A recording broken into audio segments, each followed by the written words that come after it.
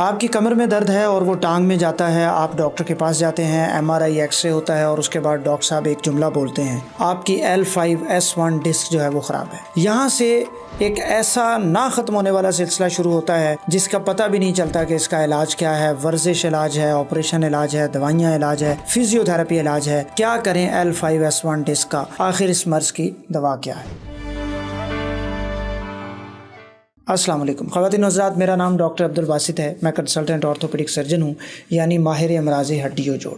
जिस तरह मैंने आपको बताया कि आज इस वीडियो में मैं कमर दर्द के एक बड़ी कॉमन रीज़न के ऊपर बात करूँगा। कमर दर्द की बहुत सी वजूहात हैं, लेकिन आज मैंने बात करनी है L5S1 डिस्क के ऊपर। सबसे पहले ये L5 क्या है, S1 क्या है और डिस्क क्या है। हमारी जो कमर है वो मोरों से मिलकर बनी होती है, जिसे हम वर्टिब्री कहते हैं। और ये जो मोरे हैं वो नीचे आखिरी मोरे से लेके ऊपर गर्दन के मोरों तक 4 हिस्सों में डिवाइड हुए होते हैं। ये जो हिस्सा है इन्हें हम कहते हैं सर्वाइकल वर्टिब्री, यानी गर्दन के मोरे। ये जो हिस्सा है चेस्ट के पीछे, इसे हम कहते हैं थोरेसिक वर्टिब्री। टी आमतौर पे या डोर्सल डी भी इसके लिए इस्तेमाल होता है। उसके बाद जो पेट है, इस रीजन के पीछे जो 5 मोरे हैं उन्हें हम कहते हैं लंबर वर्टिब्री। उसके बाद नीचे आ जाते हैं सैक्रल वर्टिब्री। सबसे ज़्यादा जो प्रेशर आता है या जो कमर दर्द में वजह बनते हैं वो ये लंबर वर्टिब्री हैं 5। ये बिल्कुल इस तरह पड़े हुए होते हैं जिस तरह एक ईंट के ऊपर दूसरी ईंट पड़ी होती है, लेकिन इन 2 ईंटों के दरमियान कुदरत ने इतना खूबसूरत सिस्टम रखा है कि इन 2 ईंटों के दरमियान एक डिस्क पड़ी होती है। डिस्क जो है वो अंडे की तरह की होती है, ओवल शेप। उसके 2 हिस्से होते हैं, एक बाहर वाला शेल है और एक अंदर का हिस्सा है। जो बाहर का शेल है वो निस्बतन जो है वो सॉलिड होता है, जो अंदर है वो लिक्विड होता है, पानी की तरह होता है। अब ये जो डिस्क है इसके बहुत से फ़वाइद हैं या बहुत से इंपॉर्टेंट रोल हैं, जो कि इस टाइम तो मैं डिस्कस करना मकसद नहीं है, लेकिन एक इंपॉर्टेंट चीज़ ये है कि वो आपके जोड़ों में फ्लेक्सिबिलिटी रखती है। वो कुशन का काम करती है ऊपर और नीचे वाले आपके मोरे के दरमियान। अब इससे क्या होता है, ऊपर और नीचे वाला जो मोरा है उसके दरमियान एक डिस्क है। इनमें जो आखिरी मोरे हैं, जो L5 मोरा है, 5वां लंबर वर्टिब्री उसमें, और जो नीचे सैक्रम का पहला है S1, L5S1, ये कनेक्शन बनता है बिल्कुल नीचे जाके जो बेल्ट का एरिया है जहां आप बेल्ट बांधते हैं। इस जगह पे क्या होता है कि ऊपर और नीचे वाले दोनों मोरों के दरमियान एक डिस्क है, उसे हम कह देते हैं L5S1 की डिस्क है। सो अब आपको इसकी समझ आ गई कि ये L5S1 क्या होता है।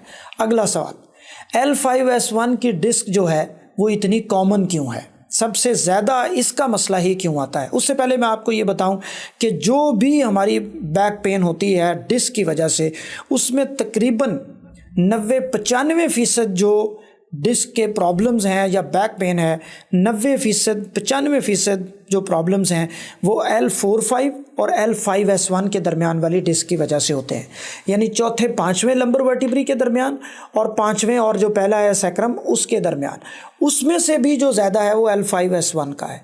एक और बड़ी इंपॉर्टेंट चीज़ है कि ये मर्ज़ मर्दों में ज़्यादा होता है ख़वातीन की निस्बत। आगे चल के उन गलतियों का भी जिक्र करूँगा जो इसकी वजह बनते हैं हमारी रोज़मर्रा ज़िंदगी में, लेकिन उससे पहले ये कि L5S1 ही क्यों, क्या ऐसी वजह है इस ख़ास जगह के ऊपर कि ये सबसे ज़्यादा वजह बन जाता है डिस्क की ख़राबी का और डिस्क हर्निएशन का, और डिस्क यहाँ से हमारी वजह बन जाती है दर्द की। तो जनाब इसकी 2-3 वजूहात हैं। पहली वजह क्या है, इंसानी जिस्म का जो मोरों का स्ट्रक्चर है उसमें ये वो जगह है जहाँ सबसे ज़्यादा लोड है, सबसे ज़्यादा वेट जो है वो पूरी स्पाइन का और पूरी बॉडी का L5S1 के ऊपर आ रहा होता है। Number 1 point. नंबर 2 पॉइंट क्या है, ये वो जगह है जहाँ पे जो हमारा स्पाइन है, जो मोरे हैं वो बल खा रहे होते हैं। ये जो 4 मैंने आपको इनके जंक्शंस बताए हैं, सेगमेंट्स बताए हैं, इन चारों को कुदरत ने मुख्तलिफ हालतों में रखा है। जैसे ये जो गर्दन के मोरे हैं ये थोड़े से अंदर की तरफ होते हैं, इनवर्ड होते हैं।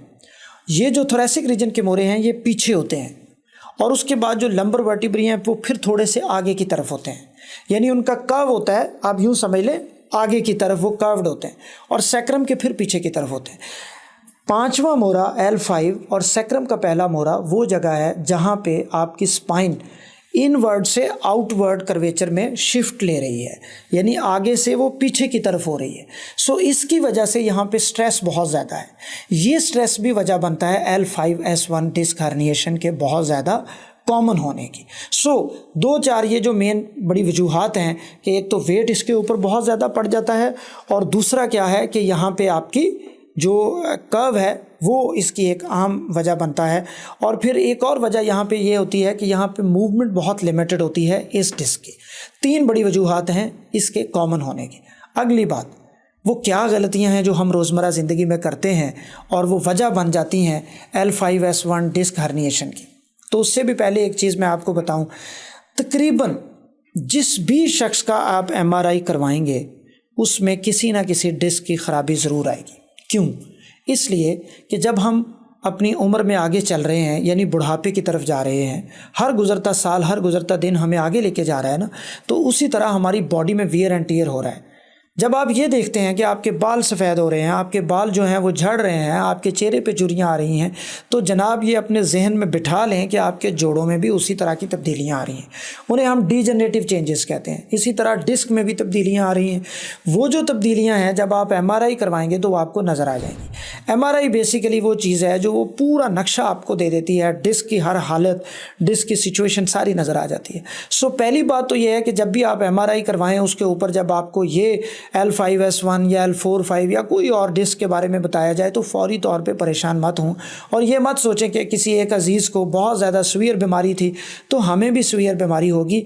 हमने MRI का इलाज बिल्कुल नहीं करना, हमने हमेशा पेशेंट का इलाज करना है। 80% लोग वो हैं जिनको MRI में डिस्क के ऊपर प्रॉब्लम आएगा या लाइफ में डिस्क का प्रॉब्लम आएगा, लेकिन उनको अलामात ज़ाहिर नहीं होंगी। 80 से भी एक बड़ी फिगर ऐसी है जिसमें अलामात नहीं आती। बहुत थोड़ा फैक्टर ऐसा है, पोर्शन ऐसा है लोगों का जिनमें ये मर्ज़ अलामात के साथ आता है। अलामात जो हैं वो आपको पता है, कमर में दर्द है, टांग में जाता है। टांग में इसलिए जाता है कि यहाँ से नसें नीचे जा रही होती हैं, तो वो टांग में सुन होना शुरू। बहुत से लोग आके ये कहते हैं कि डॉक्टर साहब मेरे कूल्हे का जोड़ ख़राब है, हिप जॉइंट में दर्द होती है। वो हिप जॉइंट का मसला नहीं होता, वो आपकी कमर में मसला होता है। जो ऊपर टैंकी है वहाँ में ख़राबी होती है, फिर नीचे जो पाइप है वो उनमें पानी की जो डिस्ट्रीब्यूशन है वो डिस्टर्ब होनी शुरू हो जाती है। मैं आ गया दोबारा, अब आता हूँ उसी सवाल के ऊपर जो मैं आपको कह रहा था कि गलतियाँ क्या हैं। नंबर 1 एजिंग फैक्टर है, बुढ़ापा है, वो मेरे और आपके कंट्रोल में नहीं है। जब बुढ़ापा हो रहा होता है तो डिस्क के अंदर जो पानी है वो कम होना शुरू हो जाता है और जो बाहर वाला शेल है वो कमज़ोर होना शुरू हो जाता है, फिर वो लीक करके बाहर आ जाता है। अब डिस्क के बिल्कुल पीछे जो है वो हराम मगज़ पड़ा हुआ होता है, वो उसमें जाके चुभना शुरू होती है। जब वो उसमें चुभती है तो वहाँ से दर्द स्टार्ट होती है। ये वजह बनती है बुनियादी कमर में दर्द की। एक एजिंग फैक्टर है, मेरे आपके कंट्रोल में नहीं है, लेकिन फिर भी उम्र जो है उसके साथ हम कितने बूढ़े नज़र आएंगे ये हमारे कंट्रोल में है। नंबर 2 एक बहुत इंपॉर्टेंट फैक्टर होता है और वो है वेट लिफ्टिंग।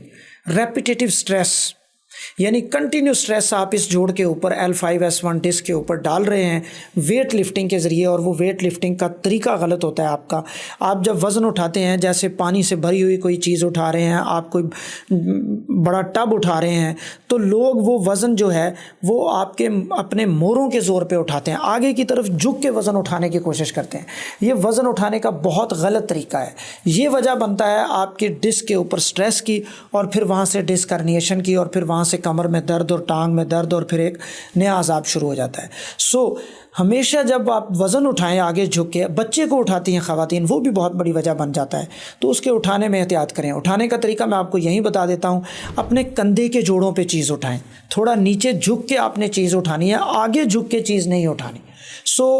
एजिंग लिफ्टिंग बहुत इंपॉर्टेंट इसमें रोल प्ले करती है।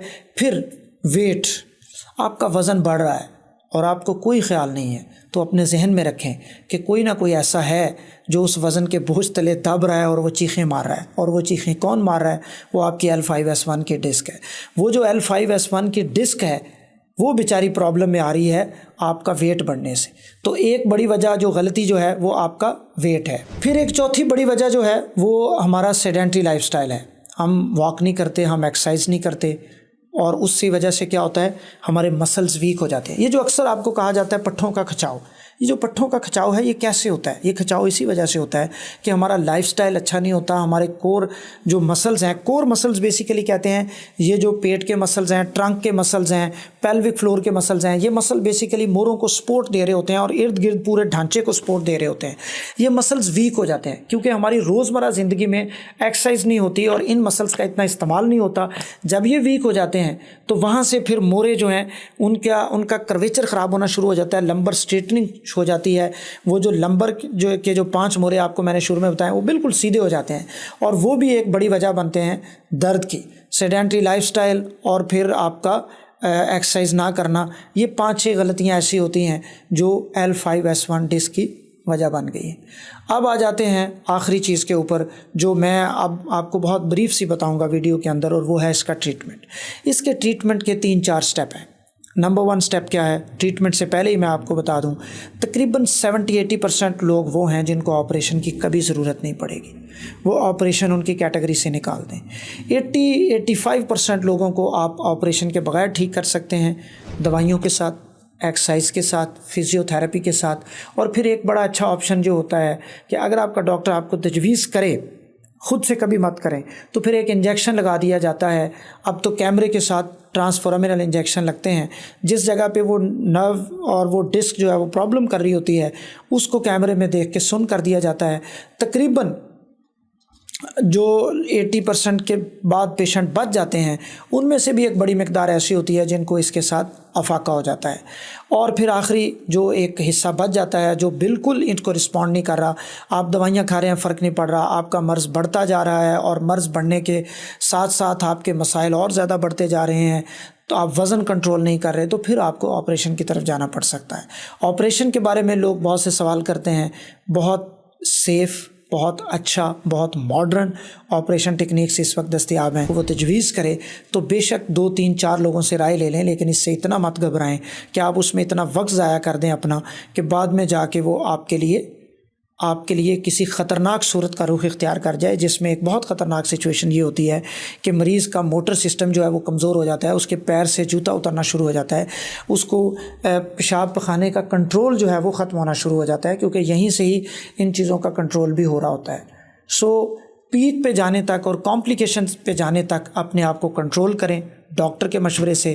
اور ایک بڑی امپورٹنٹ چیز جو میں نے آپ کو ساری غلطیوں کی صورت میں بتائی ہے، اگر آپ یہ چاہتے ہیں کہ آپ اپنے ڈسک کے مسئلے کو بھی حل کریں، ڈاکٹر کے پاس بھی بار بار نہ جانا پڑے، اور آپریشن تو ڈاکٹر صاحب میں تو آپریشن نہیں کروانا چاہتا، میں تو آپریشن نہیں کروانا چاہتی، تو پھر آپ خود کچھ کریں. خود کیا کرنا ہے؟ اپنا وزن کم کریں. خود کیا کرنا ہے؟ اپنی ایکسرسائز کریں، اپنے کور مسلز کو مضبوط کریں.